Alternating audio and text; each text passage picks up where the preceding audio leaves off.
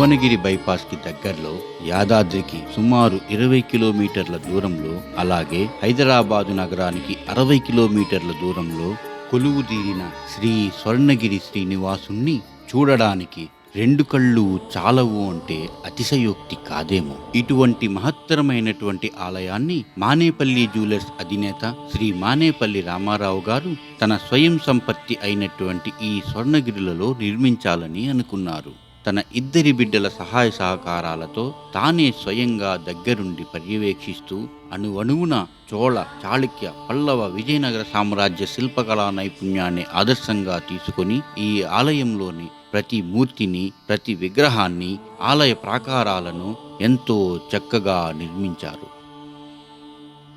స్వామివారి శంఖ చక్ర నామాలతో పాటు స్వామివారి పాదాలను దర్శించుకొని భక్తులు ఈ 108 మెట్ల గుండా స్వర్ణగిరి శ్రీ వెంకటేశ్వర స్వామిని స్వయం ప్రకాశ గోవింద, ఆశ్రిత పక్ష గోవింద, స్వర్ణగిరీశ గోవింద, యాదాద్రి తిరుమల గోవింద అంటూ స్వామివారి 108 గోవిందనామాలను స్మరిస్తూ ఈ 108 మెట్ల పక్కన ప్రతిష్ఠించినటువంటి దశావతార మూర్తులను దర్శించుకుంటూ స్వామివారి ప్రధాన ఆలయానికి చేరుకుంటారు.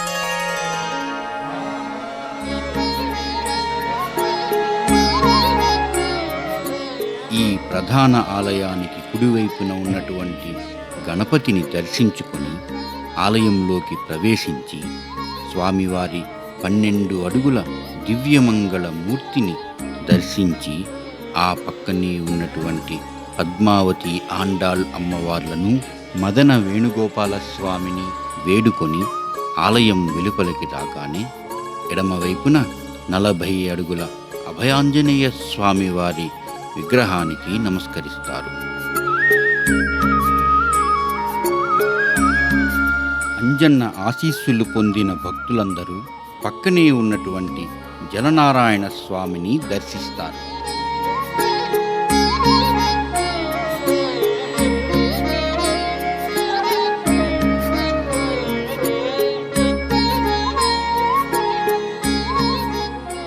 జలనారాయణ స్వామి ఆలయానికి ఇరువైపులా అనగా కుడివైపున శ్రీ యాదాద్రి లక్ష్మీ నరసింహస్వామి,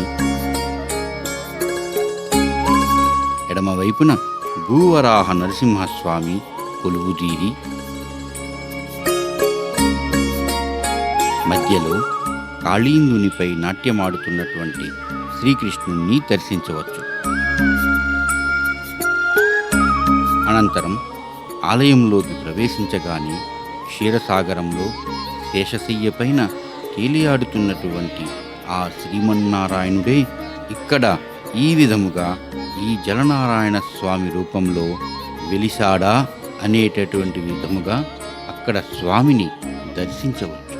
ఏ దిశ నుండైనా ఆ శిల్ప సౌందర్యాన్ని, స్వామివారి శేషశయ్యా రూపాన్ని దర్శించినటువంటి ఆ భక్తులకు ఆ అనంత పద్మనాభుడే ఈ విధంగా ఇక్కడ కొలువుదీరి దర్శనం ఇచ్చాడా అనిపిస్తుంది.